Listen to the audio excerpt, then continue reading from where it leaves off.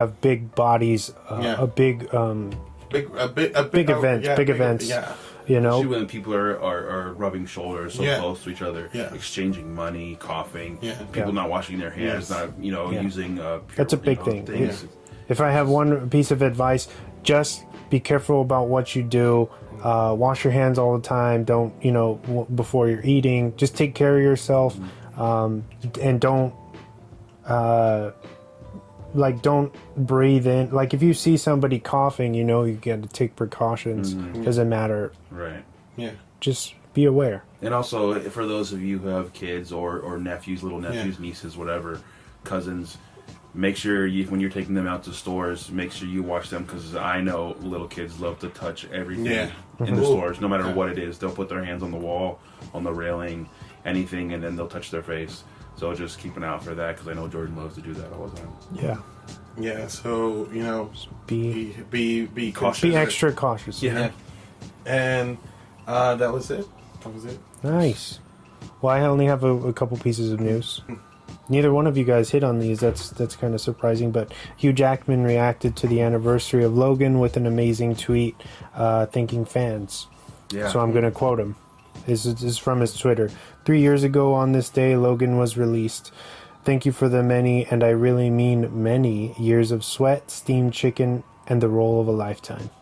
Hashtag thankful, hashtag Wolverine, hashtag X-Men, hashtag Logan. Nice. Obviously. This is a pretty big deal because the X-Men film universe as we know it next month will be coming to a close officially with the New Mutants, which we finally get. I will say this: the new trailer does look pretty okay. Like it's going to be a huge upset if that's like a really good movie. Yeah. And everybody was just shitting on it for like years. It's been almost 2 years since we were supposed to get it. Yeah. Do you think if they can manage to make that movie so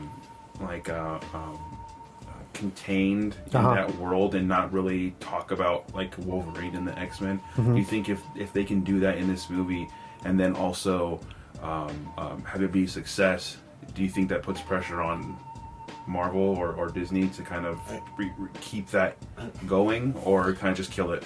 I think they should. They want to end on a good note, especially because the last one we got was Dark Phoenix, which nobody really liked. Yeah. I don't think as like an overall experience, I don't think it was very well received. Did you see it? Did any of you see that? Yeah, I did see it. I went to go see it the day. I think rehashing an old storyline that we got back in the that movie was bad too. The Last Stand. I think it was. So it's like the same thing. Kind of the same thing. Oh, okay. But I haven't seen Dark Phoenix, so I wouldn't know. But I do still want to, but I do not like the fact that they rehash a story. Like there's so many other storylines that we could have gone from. The X-Men universe is so in depth, so vast. Yeah, like we don't have those good. Like not even good Marvel comics have the same amount of depth than the X-Men have. Like other Marvel characters, and the fact that we have a rehashed storyline. It's funny because they in Days of Future Past they pretty much retcon Last Stand, and then they're like, okay, let's retell the story of the Phoenix. Why? It's bizarre. Maybe because they have because they were doing it with like the 80s actors, and they thought maybe it was gonna work better, but then I just feel like it kind of blew up in their face. It destroyed First Class. It destroyed Days of Future, and like, why would you do that? Like, those movies are actually pretty fucking good.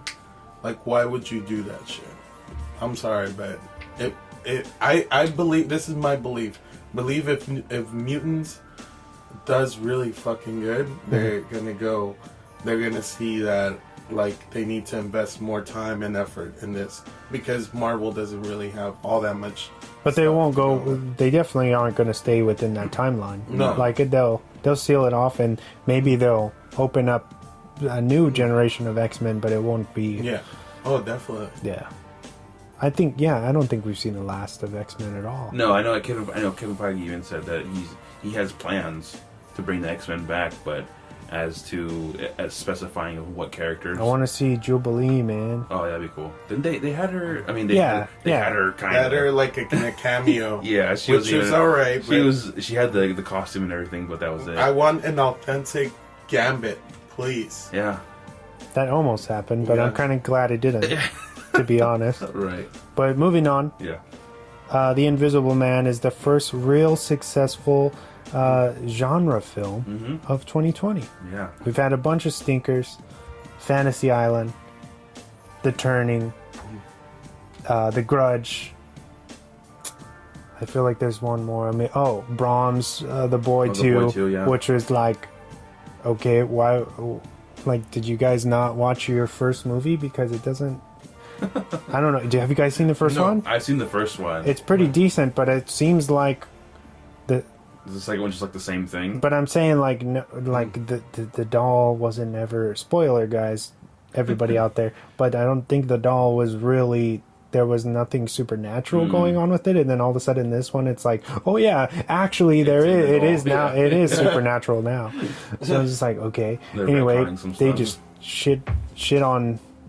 The first movie was actually okay, But anyway, the point of all that is that The Invisible Man is very, very good.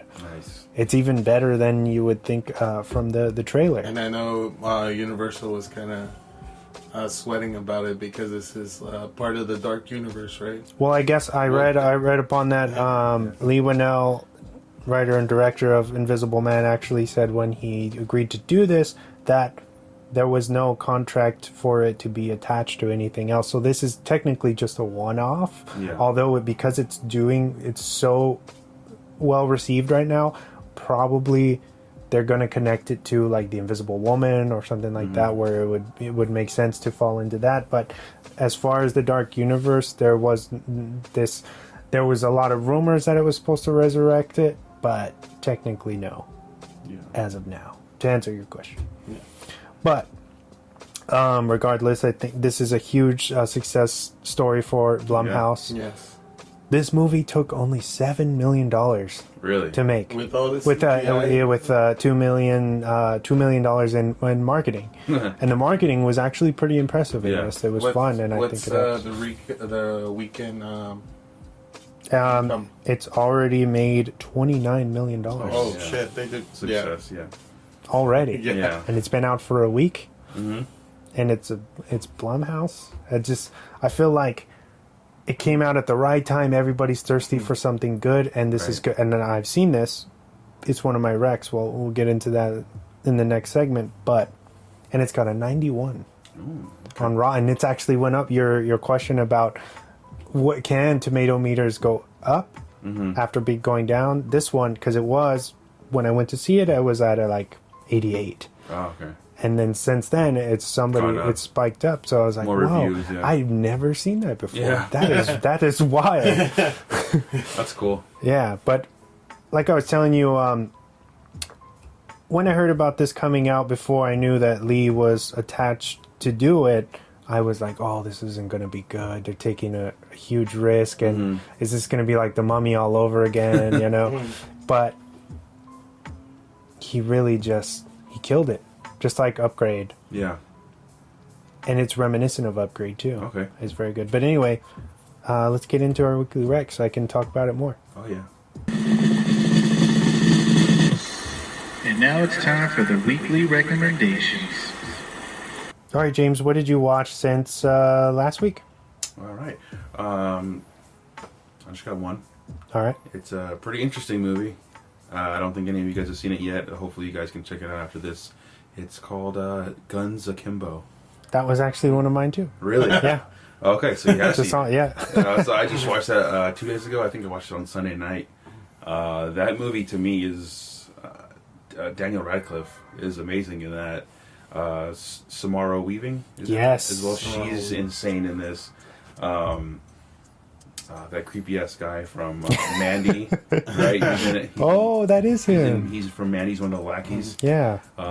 But I mean, it's mainly just Radcliffe and Samara, they kill this. Radcliffe kills this.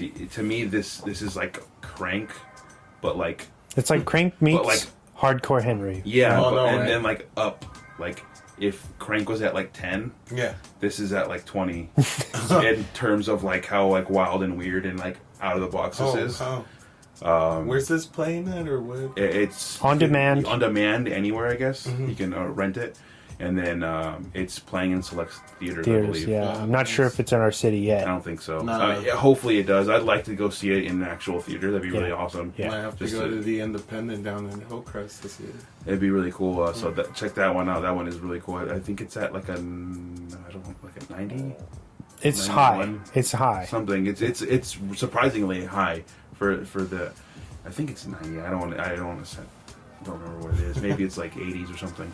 But check it out. It's fucking insane. Nice. Over the top. It's basically Daniel Radcliffe is like he's like a computer like not a hacker, but he's a game developer. Oh wow! I guess it's dropped. Spoil it. It dropped. Okay. It's 59. Holy crap! I think it was like at like 80 something the other day. 59. Yeah, it's okay. This is a cult classic. Yeah, it's not really gonna fall in love with this movie. It's not really meant to be like digested by the masses, and you can totally tell that. Yeah, definitely. This is a very like hobo with a shotgun. I love how like aimed at specific. He has two guns basically bolted to his hands. Oh no way! And he has through the entire movie.